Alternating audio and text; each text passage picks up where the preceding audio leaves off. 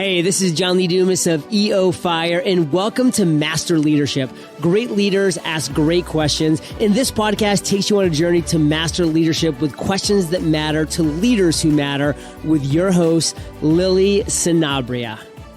Hi, this is Lily, and welcome to Master Leadership, where we connect with leaders worldwide to gain insights on important topics to help us on our journey towards greater significance.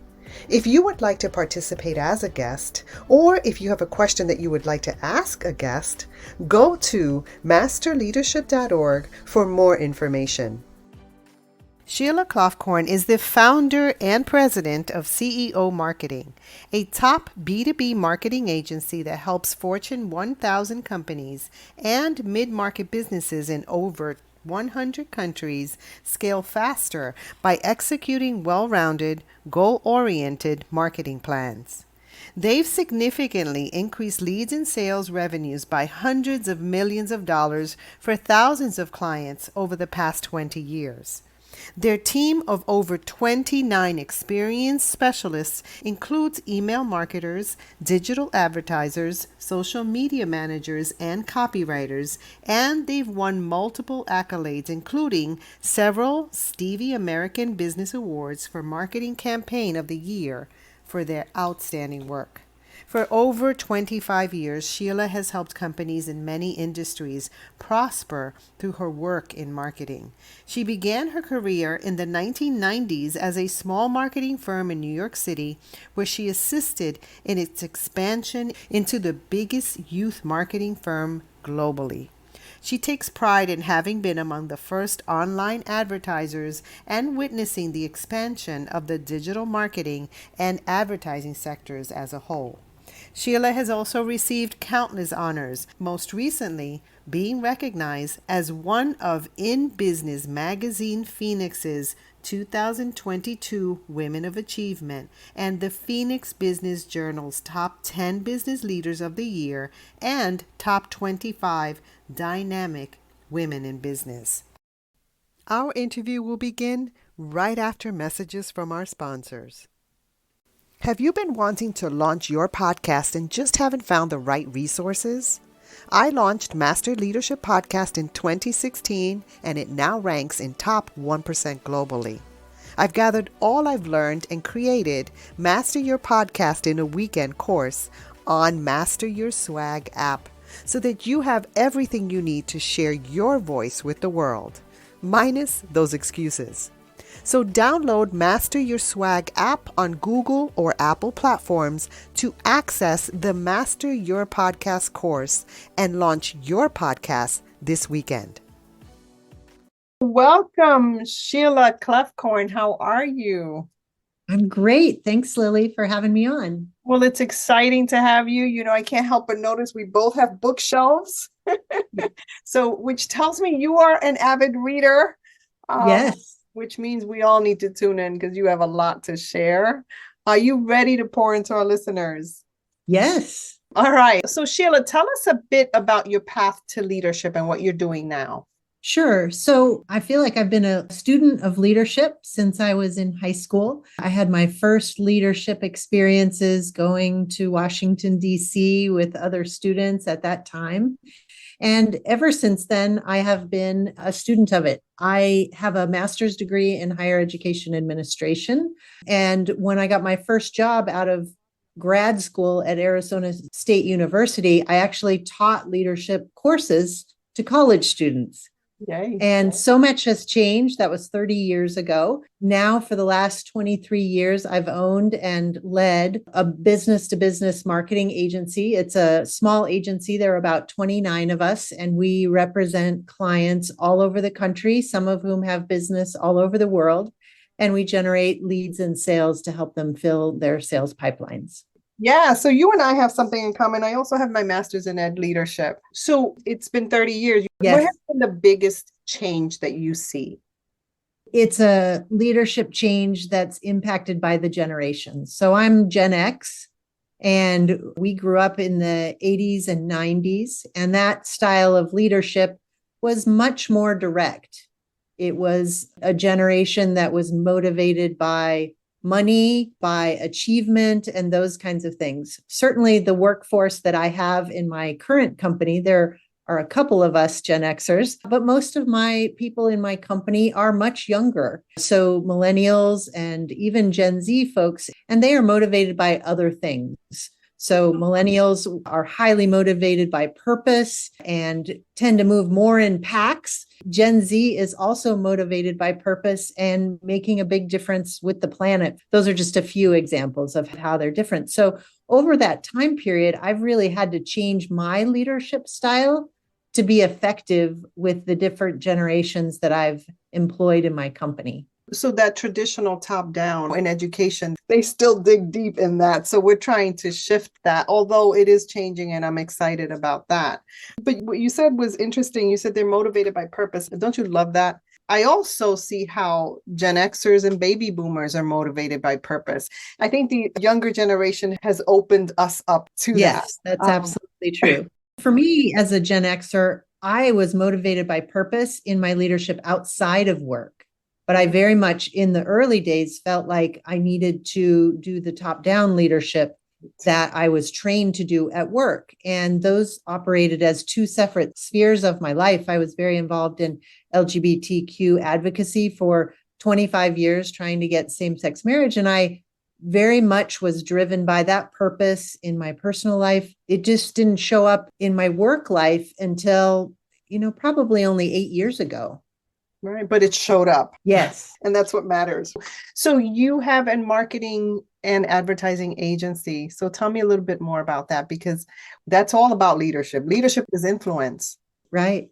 Well, we have a business-to-business marketing agency and we're full service. So we basically are the outsourced marketing department for about a dozen to 15 companies at any one time.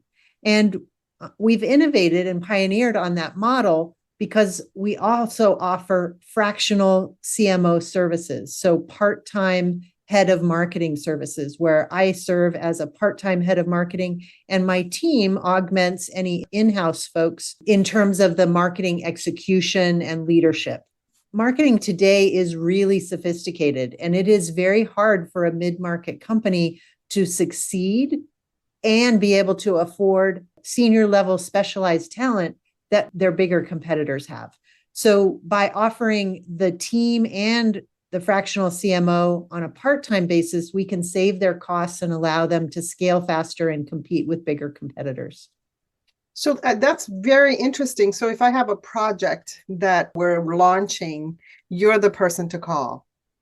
Yes, anybody can go to KEOmarketing.com. We offer a complimentary marketing audit. It's a 40 to 50 page report that really gives you the roadmap for your success. If after reading that audit and seeing our proposal, you decide that you want some help, then that enables me to make sure that our program would be customized for you. It also gives you a sense of the quality of our thinking. And most of our clients have been with us between 2 and 12 years. So a long, long time. We basically build marketing systems that generate leads month in and month out, no matter whether Google changes its algorithm or LinkedIn changes or ad buys change or SEO changes, any of those kinds of things. So smart, Sheila. Certainly perked my curiosity. So when we speak about marketing, there were a lot of people that knew about marketing prior to COVID, but COVID changed everything about marketing where no one knew anything for a little bit. So what has been the biggest shift? Well, certainly marketing gets more sophisticated every single year. So chat GPT is something that people are talking about now, which is using artificial intelligence with chat. So that's an example of something that has changed. Two primary things changed during COVID.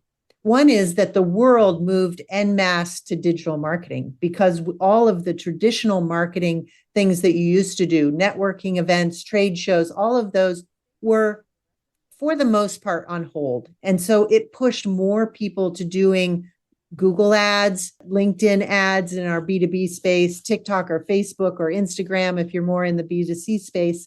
And as a result, those ad costs went up dramatically. So coming out of COVID, it is more expensive to advertise your business than it was before. It is also more expensive to hire marketing talent. Marketing talent that I hire today are as much as 40% more expensive than they were 3 years before. So everything about marketing is more expensive. The great thing about how marketing changes, though, is that there is always more personalized and direct ways to target people. So if you are in the B2B space, leveraging LinkedIn and all of LinkedIn's new service offerings are really powerful as a way to connect with people, as long as you're not being too salesy. It's really important, no matter what kind of marketing that you're doing, that you're out to educate, that you provide value first, and then you invite people in to share with you what you have. And that's exactly what you do by offering that report. You provide value first. You're walking your talk, my friend. Yes. Another thing that keeps coming up is blockchain. And I don't know much about that. So school us a little bit on what's coming. Sure. Well, the great thing about blockchain is it means that contracts can be decentralized. You don't need a middle person like a bank to do financial transaction, for example. What it means for advertising and marketing is that the middle people may go away at some point, because today, in order to get to your customers, you need the Google search engine, or you need LinkedIn as the middle person to get there. Eventually, we are all going to have our own ID in the blockchain, and people will be able to market to you individually, directly. You may also have an AI, an artificial intelligence, who does some of your stuff for you. Some people say that in the future, you won't have to pick out your own toothpaste because your AI will already know everything about you and go out and do your shopping. So there's no need to do any marketing of toothpaste. So there's a lot of change afoot. It's all very exciting. I think the most important thing is to get help in learning how to leverage marketing today.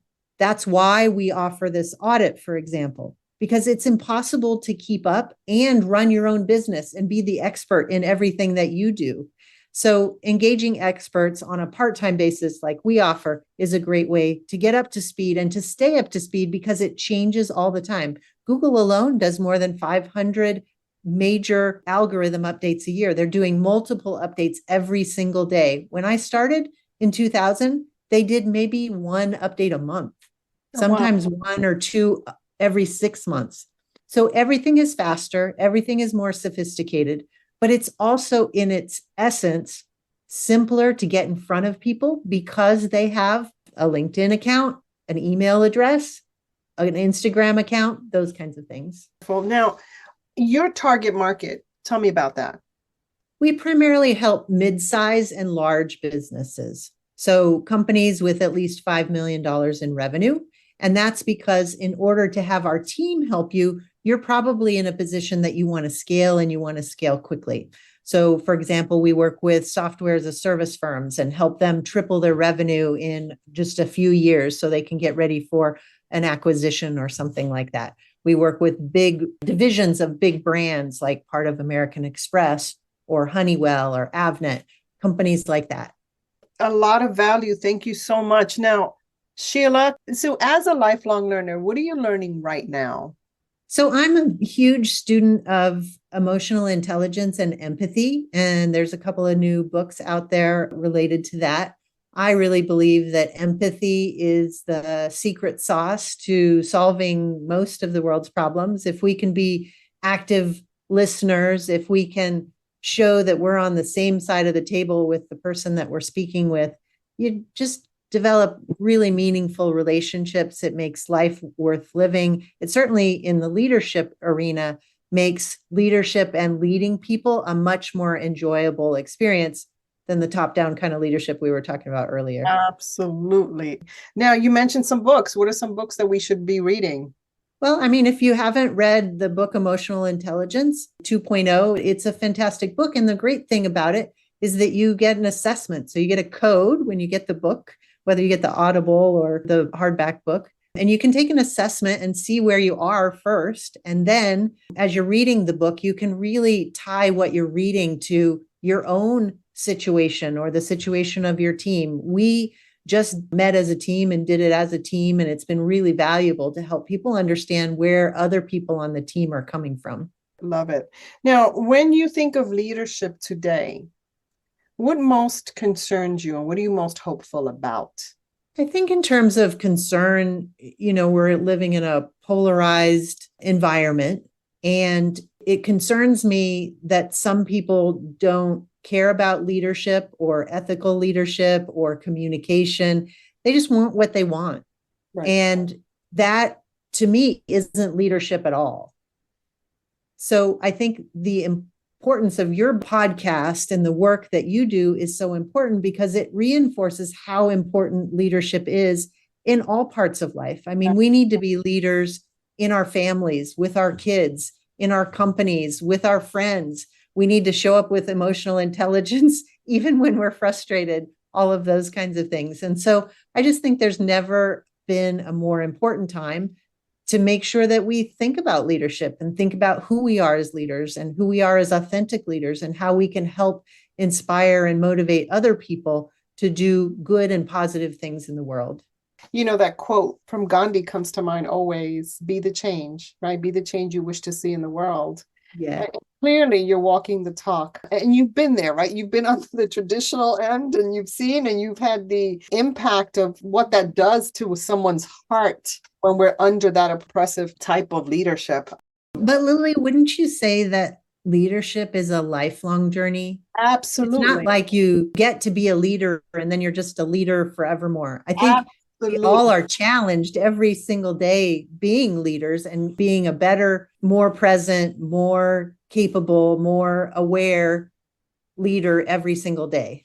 Absolutely. And that's what I love about leadership. First, you have to lead yourself well, right? Before you can lead others well. You speak about emotional intelligence. And one of the things that I learned some time ago was that I needed to handle my stuff, like my past stuff, my emotional stuff, areas where I was stuck.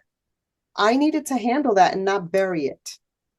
The trauma, all that stuff that happens. And most of us have gone through trauma in one form or another. But if we bury it and we don't really look at it and look at how we develop and how self-aware we are, we're not going to grow as leaders. And not only that, when we become leaders, that stuff is magnified. It's not buried anymore. It is magnified. Everybody else can see it but you, right? You're exactly right. And that word that you said, self-awareness, I think is the most important thing about leadership. Self-awareness and humility, wouldn't you say? Mm-hmm. Yeah, I would agree. Right, because we can become self-aware. And so what if we don't change? So we know a little bit more about ourselves. I think people skip the step of self-awareness. And that's why I think it's so important. We get too focused on pushing other people to do the things that we need to get done or moving too fast. And we forget about how we show up has almost a bigger impact than what we're asking of the people we are leading. Yes. And you're right. I mean, most people who are self-aware are people who want to change and want to move forward in that direction. So, so well said. Now we have a surprise question. Are you ready? Brendan Baker wants to know, what are the top 3 recommendations that you would give to someone who is about to do your job? To do my job as the owner of a small business or to do my job as the CEO of an agency? You pick. Well, I think the things that I have struggled with have caused me to say these 3 things. One is about having emotional intelligence. I've been through periods in my company over the past 23 years when I haven't shown up as a leader that I'm proud of because of something that was going on in my life at the time. So just getting better at being able to show up as the kind of leader that other people like to work with is really important. Super. The second one is that systems and processes are really important to have a successful business. When you start out as a consultant or you start out in a startup, it's easy to say, we're just going to every day kind of run by the seat of our pants. There is no business on the planet that works successfully and can grow or succeed past a year if it doesn't have systems and processes. Right. And so I view that as part of leadership as well. And then the third thing is just around what we were just talking about, which is self-awareness and authenticity. That as a leader, people respect when they know that you're a real person and you can make mistakes too. When I can say to my team, I'm sorry, I should have communicated better on that. Or I'm sorry, I didn't follow the process that we have set up, or something like that. If we can all be real together, then we tend to be the kind of organization that people love to work at, love to be a part of, and can make a big contribution. So contribution is my number one value. I am on this planet to make a contribution in all the areas of my life. And so I constantly think about, how do I need to show up today in order to make that contribution? Who do I need to be to get the outcomes that I want in my life? And that's true in my company. That's true in my personal relationships, in my family. And that's a higher level standard, I think. How do I need to show up? Who do I need to be? Those absolutely are high level questions. You are contributing. And I want to put a stamp on that. You've contributed so much to us already in such a short time. Sheila. Thank you. You spoke about self-awareness and authenticity. That's something that often people talk about. Authenticity, being real. But I know I've come across people that are so guarded, right? Mm-hmm. As a leader, how can we help people to drop those guards? Like, what are some things that we can do? I think you hit it on the head earlier when you said, I kind of needed to work through my own stuff as a part of this journey. And that's true too. So one thing is just about personality. Some people are more introverted than others. Some people have been through different things in their lives. But we just had a leadership consultant come in and talk to us for our strategy meeting for our company last week. And she did this really great exercise that I thought was so powerful. So she had each of us talk about the things that we admired in leaders who were both living and deceased. Mm-hmm. So we made a list of all the people we admire, and then we wrote down what were the qualities of those leaders. And we had to share what they were, and someone else, as our partner, wrote them down.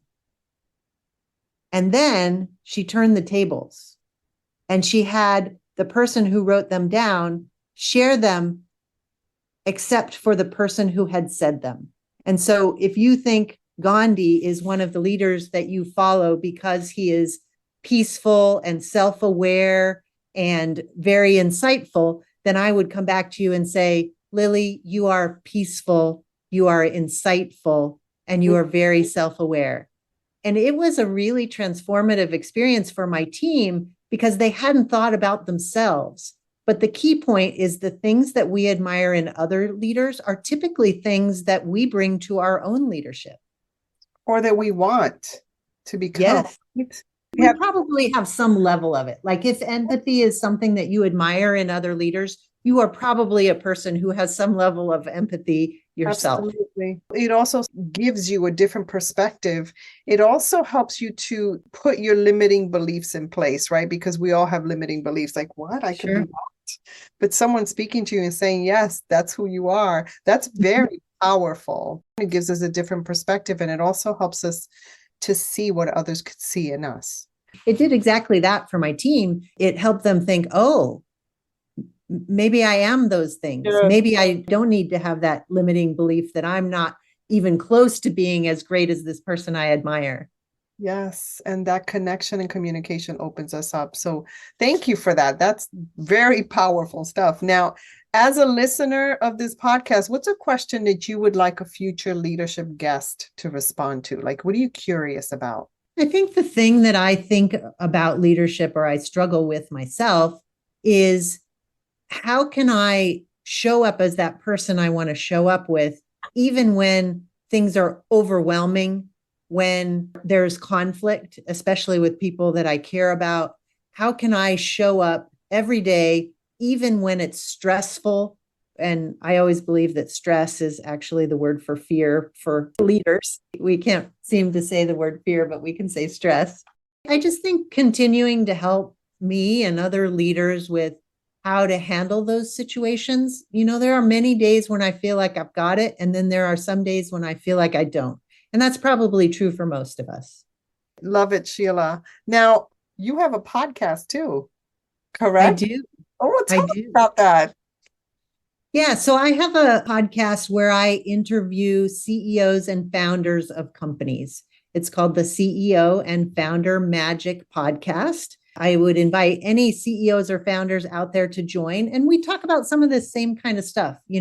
What did you learn during your journey as a CEO or a founder that you could share with other people who are just starting the journey or are somewhat behind you in their journey?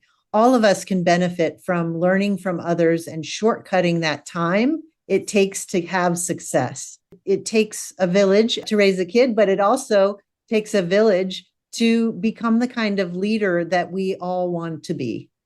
Absolutely. So well said. And let's tune into your podcast. CEO and Founder Magic. Love it. Now, is there anything else you want to share with our listeners?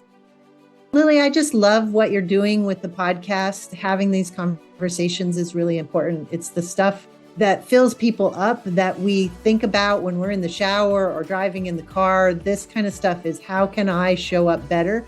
And you're keeping that conversation going. So you're just a gift, and I appreciate you. I've appreciated the other episodes of your podcast and look forward to listening to more. Sheila, thank you so much for adding value to me and to our listeners. It's been a great conversation. Absolutely. Have a great day. Thank you, Lily. In closing, here's a quick message. Coaching is the art of influence that underpins leadership in the 21st century. It is the very thing that can get you from being stuck to being extraordinary. So go to masterleadership.org and sign up to get a free coaching session. Until next time, continue to ignite that leader in you.